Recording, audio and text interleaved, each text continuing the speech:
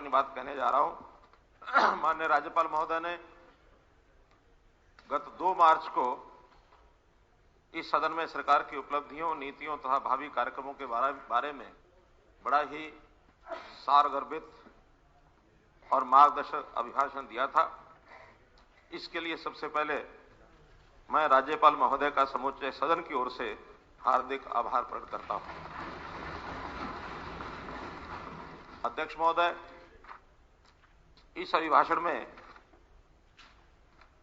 सरकार द्वारा विगत वर्षों में राज्य के चहुमुखी विकास की जो ऐतिहासिक काम हमने किए और अंत्योदय को हासिल करने के लिए जो मील के पत्थर हमने स्थापित किए हैं, उन पर तथा भविष्य में प्रदेश के विकास का जो हमारा विजन है, उसके ऊपर विस्तार से उन्होंने प्रकाश डाला है। अभिभाषण के चर्चा के दौरान प्रदेश के विकास और लोगों की भलाई के लिए रचनात्मक सुझाव दिए हैं, जिसका मैं स्वागत करता हूं। शौक से निकालिए मेरे किरदार में नुक्स, मेरे किरदार में आप नहीं होंगे तो मुझे तराशेगा कौन। आपने आलोचना भी की होगी तो मैं उसको इस रंग से लेता हूं।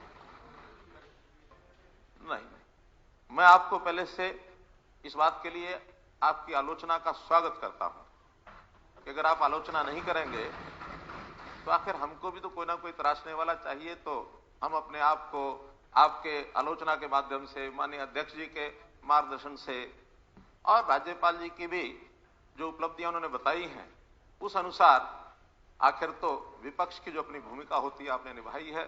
भले आपने आलोचना भी की है, उस आलोचना का मैं पक्षधर हूं। राज्य के हित में चाहे विपक्ष हो, चाहे समाज के प्रभावी नागरिक जो भी हों, उन सब के सुझावों का भी मैं स्वागत करता हूं, क्योंकि हम इस धारणा पर चल रहे हैं कि सबका साथ, सबका विकास, सबका विश्वास, सबका प्रयास, हम सबको मिल करके तो आखिर प्रदेश की भलाई का काम करना है। लेकिन एक बात का खेद भी होता है कि कभी कभी अच्छी बात की जाए तो भी उसकी आलोचना रटी रटाई बातों से होती है। मुझे कुछ मीडिया के मित्र बोल रहे थे कि आपकी ये आलोचना की, आपकी ये आलोचना की। मैंने कहा कोई नहीं, वो तो आज क्योंकि भाषण हुआ है राज्यपाल महोदय का, उसको उन्होंने पढ़ लिया होगा, देख लिया होगा, कुछ पुरानी बातें उनको ध्यान में होगी, मिलान किया होगा, तो आलोचना की होगी। लेकिन एक बात मैं आज ही बताऊं, मैं बजट का भाषण भी पढ़ूंगा, अपनी बजट की मांगे भी रखूंगा, उसके बाद भी विपक्ष क्या कहेगा वो आज ही बता देता हूं। मैं बता रहा हूं वो क्या कहेंगे वो आज ही बता देता हूं। रटी रटाई आलोचना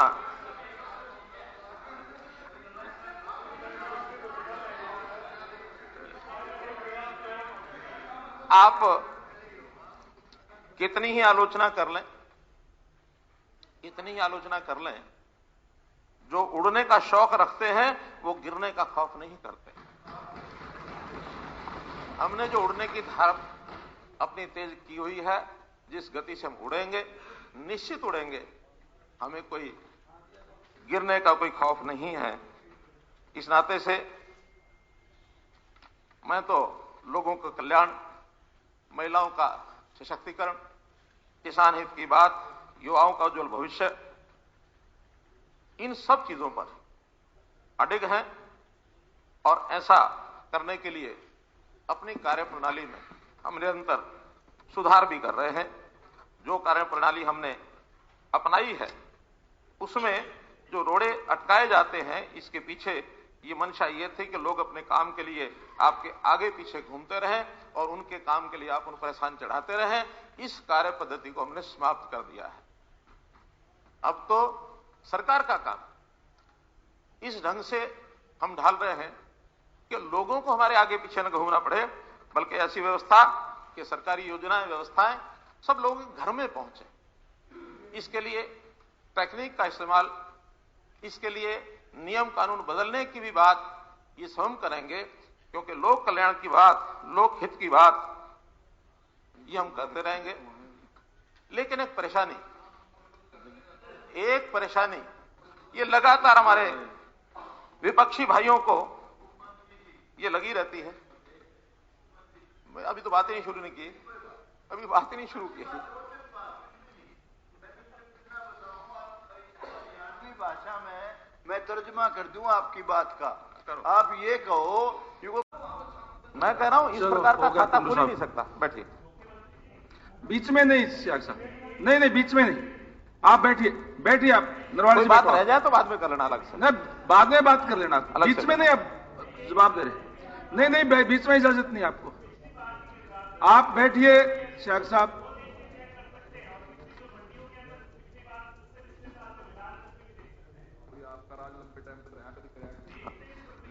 विषय बार बार एक और उठता है, हर बार उठता है। हर बार ही मेरा जवाब जो होता है वो रिकॉर्ड पर होता है, या तो रिकॉर्ड वाला जवाब पढ़ते नहीं है, या जानबूझ के उसको छेड़ने का एक स्वभाव बना हुआ है।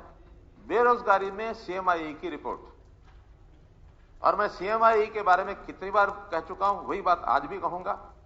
और लेटेस्ट आंकड़ों के साथ मैं कह रहा हूं, दिसंबर 2021 में सीएमआई ने कहा कि हरियाणा में 34% की बेरोजगारी है, और जनवरी 2022 में उन्हीं की रिपोर्ट में छपा है 25-26% कुछ छपा है।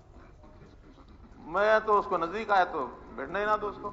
जो आदमी इतना सरेआम इस प्रकार की बदनामी करने पर तुला है, क्योंकि हमारे तो अपने आंकड़े हैं, हमारे अपने आंकड़े हैं। मुख्यमंत्री जी एक बात है, आप यूपी मैं दूंगा, निकाल के दूंगा, उत्तर प्रदेश में आदित्यनाथ जी की एडवर्टाइजमेंट देखो, वो बड़े गर्व से कह रहे हैं सीएमआई की रिपोर्ट ये है, हमारी अनएम्प्लॉयमेंट इतनी है। दो पैमाने कैसे होंगे? हरियाणा के लिए गलत रिपोर्ट हो, यूपी के लिए ठीक हो, ये कैसे के पैमाने बताता हूं। उनके अपने आंकड़े हैं, छपे हुए हैं, वेबसाइट पर हैं, और उनकी मैगजीन में है। 2017 में किसी एक महीने में महीना देखना पड़ेगा, हम देख सकते हैं। नहीं, मैं हरियाणा की बता रहा हूं, हरियाणा की 2017 में किसी एक महीने में उन्होंने हमारा बेरोजगारी, सुन तो लो, अरे सुन तो लो, अरे सुन लो, बीच में नहीं आफ्ताब जी, अरे सुन लो ना। वो तो कुछ भी करोगे, जवाब तो किसी ना किसी रूप में मिलना ही है। अब एडजोर्नमेंट करोगे, उसमें 2 घंटे लगाओगे, मिनट 2 की बात है, मैं आपको बता रहा हूं। 2017 में किसी एक महीने में उसी सीएमआई ने हरियाणा में बेरोजगारी दर 2% दिखा रखी। उसी सीएमआई ने, मैं क्या भरोसा करूं उस पर, जो हमें 17 में भी हम ही थे, और उसमें 3 साल हमको हो गए थे शासन करते हुए। वो 2% दिखाता है, एकदम बढ़ते बढ़ते 2 से 15, 15 से 24, 24 से 36। मैंने तो एक दिन मजाक में कहा था, एक दिन वो हम इंतजार कर रहे हैं कि जिसे हम कहें कि हरियाणा में 100% बेरोजगारी हो गई है। उनका क्या भरोसा, क्या करें? कोई पैरामीटर नहीं उनका। इसलिए अगर किसी ने अध्ययन करना तो ठीक से करें। हमारे पास डाटा है, और वो डाटा परिवार पहचान पत्र से बढ़िया डाटा हमारे पास नहीं हो सकता, जिसके अंदर 67 लाख परिवारों में 2.25 करोड़ लोगों ने किसका क्या व्यवसाय है स्वयं डिक्लेयर किया हुआ है, और उसमें भी 8 लाख समथिंग है जिन्होंने स्वीकार किया हम बेरोजगार हैं, जो 5.5%, 6% ही बनता है, 5.47 समथिंग। तो इसलिए जब हम लोगों से पूछ रहे हैं, एक से पूछ रहे हैं, कैसे हो सकता है? एक मिनट बत्रा जी, एक मिनट बत्रा जी, एक मिनट। अब नहीं, देखिए मैंने तो बेरोजगारी का विषय उठाया,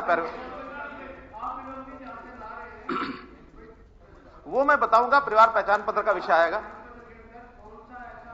जिसमें आप अनएम्प्लॉयमेंट डिटरमाइन कर सकते हैं। उसका प्रेम्बल पढ़िए, आपका दिया हुआ एक्ट है। देखिए मेरा ऐसा कुछ नहीं है, आपने वो डाटा कहां से उठा के, मैं बता रहा हूं, उसी का परिवार के लोगों के सिग्नेचर हैं, और हर सदस्य के सामने उसका ऑक्यूपेशन क्या है, उसकी एंगेजमेंट क्या है, वो लिखा जाता है। वृद्ध है तो वृद्ध लिखा जाता है, वो मानो पेंशन वाला है, या कोई विद्यार्थी है तो विद्यार्थी लिखते हैं, अगर व्यवसाय करने वाला व्यवसाय लिखते हैं। क्या आपने उस एप्लीकेशन फॉर्म के अंदर जो साइन कराते हैं कि ये आपकी एम्प्लॉयमेंट है या नहीं है, क्या आपके एक्ट के अंदर सा प्रोविजन है? क्या एक्ट के प्रियम्बल के अंदर प्रोविजन है? क्या एक्ट के अंदर कोई फॉर्म आपने दिया है जिसमें हम अनएम्प्लॉयमेंट डिटरमाइन करेंगे?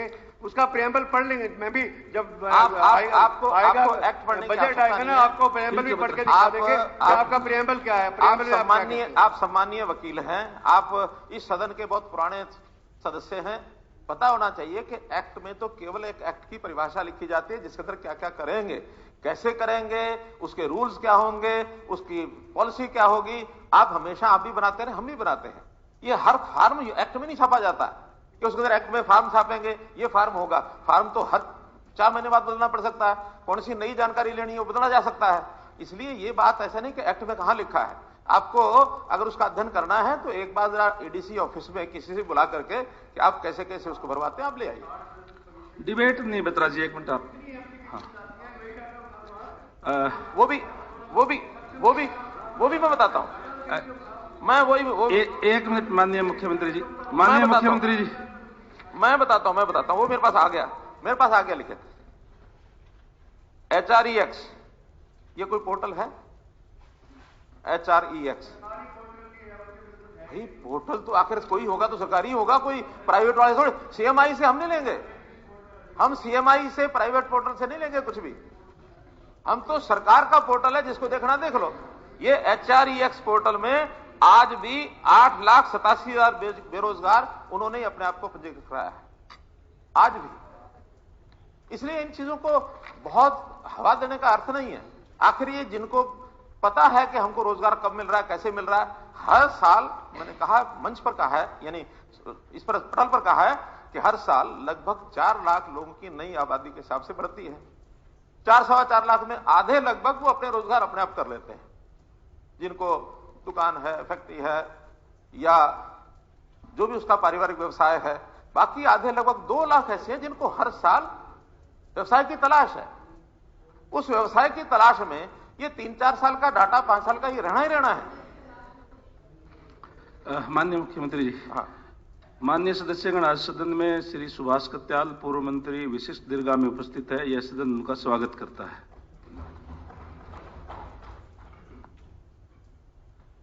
अध्यक्ष महोदय, मैं थोड़ा अपनी बात को इसलिए शॉर्ट करता हूं कि बहुत से विषय ऐसे जो कल बजट में भी आएंगे, और आखिर तो सारी चर्चा पहले हुई है, उसको केवल यानी उस पर डिस्कशन करना या उस पर चर्चा करना वो अर्थ नहीं होता। अर्थ तो ये होता है कि जितनी चर्चाएं आई हैं उसका जो हमने सरकार की ओर से जवाब देना है वो आपको पसंद आता है या नहीं आता, उसका अर्थ नहीं है। आप उसका उपयोग अपने ढंग से करिए। हम तो ये है कि आपको बता रहे हैं हमारे पास ये जवाब है। आप कितना ही उसमें बार बार टोकेंगे, हमारा जवाब तो बदलेगा नहीं। हाँ, आपका कोई सुझाव हो उसको हम लागू करने की कोशिश करें। एक विषय आया बीबीएमबी का। बीबीएमबी भाखड़ा ब्यास, और इसके अंदर ये बात ठीक है कि केंद्र सरकार ने, सिंचाई विभाग ने उसमें कुछ परिवर्तन किया, लेकिन जब हमको ये परिवर्तन का पता लगा उससे पहले ही मैंने स्वयं उनको जो पत्र लिखा है,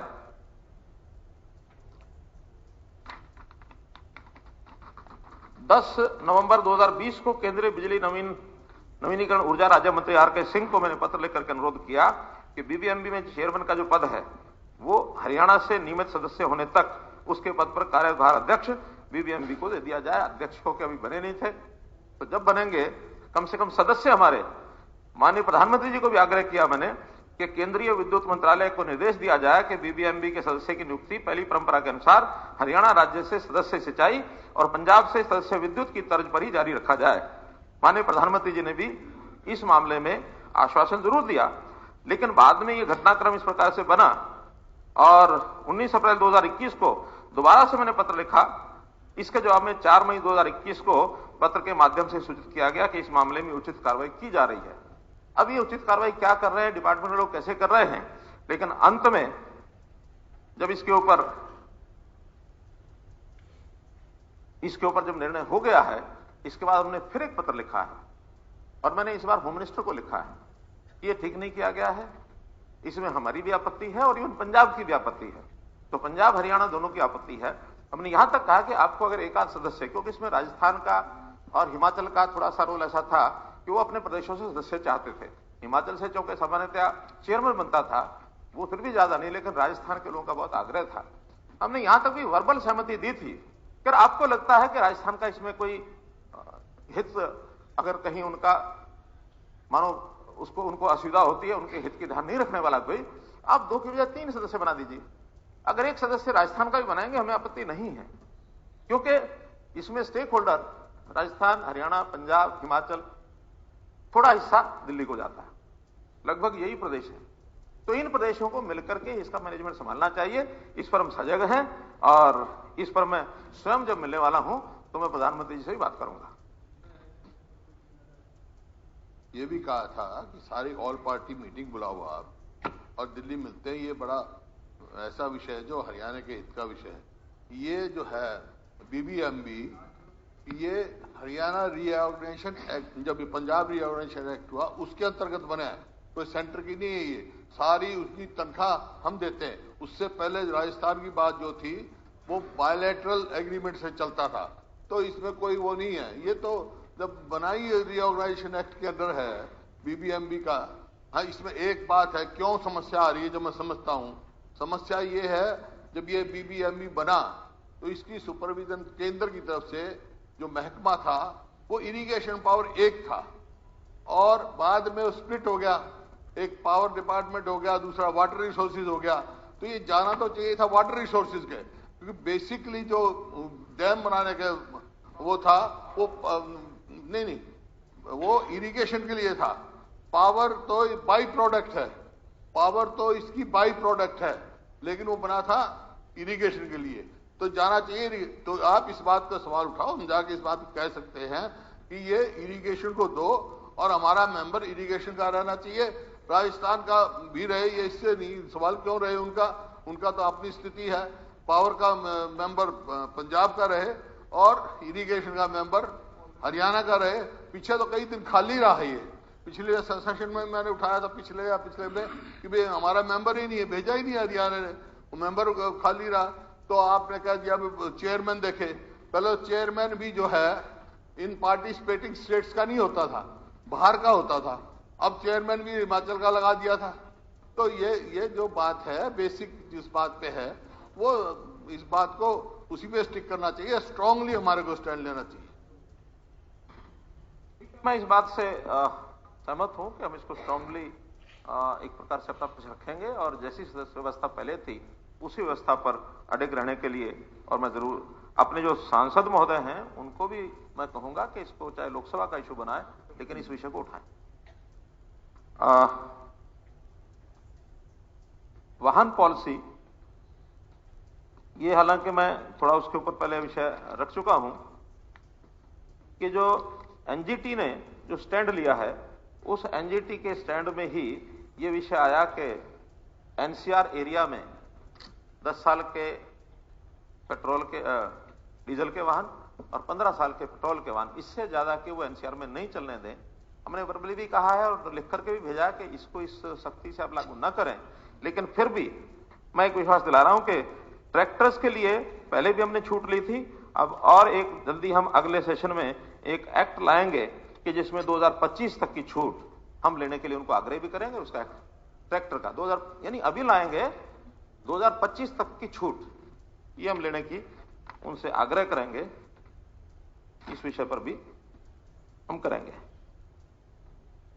प्रॉपर्टी आईडी एक विषय भी कुछ हमारे माननीय सदस्यों ने कहा है, तो इस प्रॉपर्टी आईडी का भी, चूंकि हमको पता है कि डिजिटलाइजेशन ये सब सर्वदूर ये हो रहा है, चाहे वो गांव की प्रॉपर्टी हो, ग्रामीण क्षेत्र का एग्रीकल्चर की यानी रेवेन्यू की प्रॉपर्टी हो, शहरों की प्रॉपर्टी हो। और इसमें एक बात आपको पहले मैंने बता भी चुका हूं कि हमने एक विषय चलाया था जो लाल डोरा है, इस लाल डोरे की व्यवस्था को समाप्त किया जाए, बल्कि हर घर का उसका जो उसके पास कोई आईडी कार्ड ऐसा हो जाए, कोई रजिस्ट्रेशन उसकी हो जाए। समाचार मेरे पास ये आया कि ट्रैक्टर का जो लेजिस्लेशन हम इसी सेशन में ला रहे हैं, अभी वो आया नहीं था तो इसलिए, लेकिन तैयारी हमने उसकी कर ली है, उसके बारे में इस सेशन में लाएंगे बाद में। तो हमने ये जो प्रॉपर्टी आईडी ग्रामीण क्षेत्र की